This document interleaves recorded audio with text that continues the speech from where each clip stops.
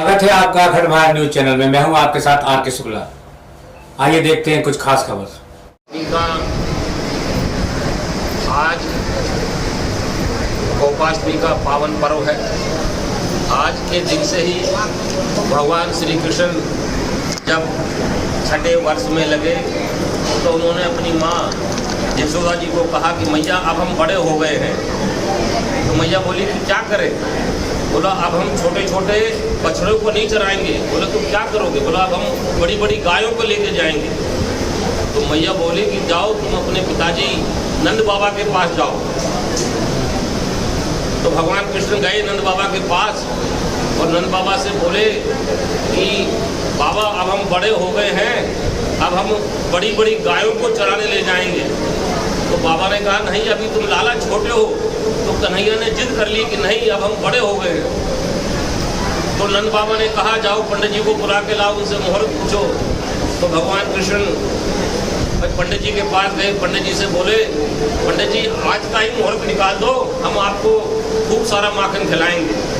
और पंडित जी घर आए और नंद बाबा से बोले कि आज सबसे बड़ा मुहूर्त है, आज से बढ़िया श्रेष्ठ दिन कोई नहीं है। और आज के दिन कार्तिक मास की इस अष्टमी के दिन से ही भगवान श्री कृष्ण ने बड़ी बड़ी गौ माता को औषधि है वो आएगी चराने का काम उन्होंने आज से ही शुरू कर दिया।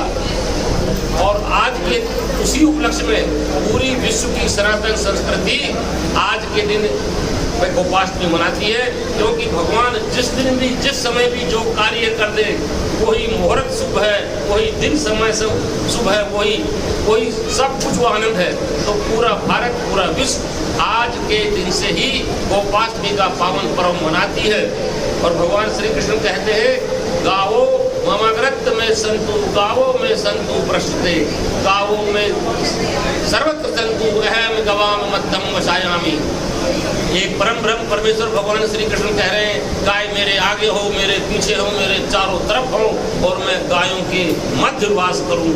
कितनी महत्वपूर्ण बात है कि परमेश्वर भगवान श्री कृष्ण ये बात कह रहे हैं। इसलिए भारतीय शास्त्र में कहा गया कि सर्वदेव स्थित देय सर्वदेवमय गो, गाय के शरीर में समस्त देवताओं का वास है। कितना भारतीय संस्कृति में गाय को कितना बड़ा महत्व दिला गया है। इसका कहा गया कि गावो विश्वस्य मात्र है, ये गाय विश्व की माँ है।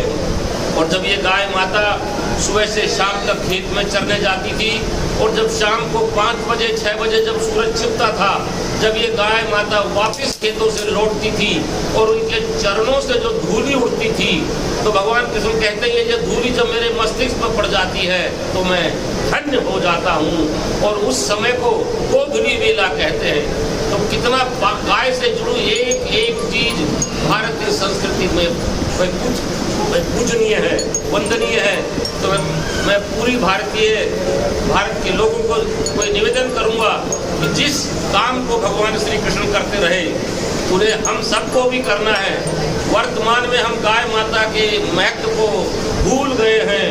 गाय हमारी माँ है और गाय में समस्त 33 कोटि देवता निवास करते हैं। अगर आप एक गाय माता की सेवा करेंगे, एक गौ माता को भोजन कराएंगे, तो समस्त देवताओं का आशीर्वाद, उनकी कृपा आपको मिल जाएगी। सभी ग्रह आपके प्रसन्न हो जाएंगे, सभी देवता आपके प्रसन्न हो जाएंगे और आपको अष्ट सिद्धियाँ, नव विद्या सब प्राप्त होंगी। भारतीय संस्कृति में कहा गया कि गाय माता धर्म अर्थ काम मोक्ष की दाता है।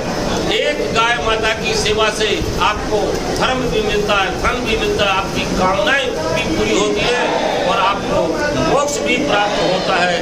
तो ऐसी परम कल्याणकारी, ऐसी भक्तिदायिनी, मुक्तिदायिनी, शक्तिदायिनी, आरोग्यदायिनी, संतानदायिनी गौ माता की सेवा कर अपने जीवन को कल्याण करे। जय गौ माता, जय गोपाल। ऐसी ही तमाम बड़ी खबरों के लिए बने रहिए अखंड भारत के साथ। हमारे चैनल को लाइक कीजिए, शेयर कीजिए, सब्सक्राइब कीजिए। धन्यवाद।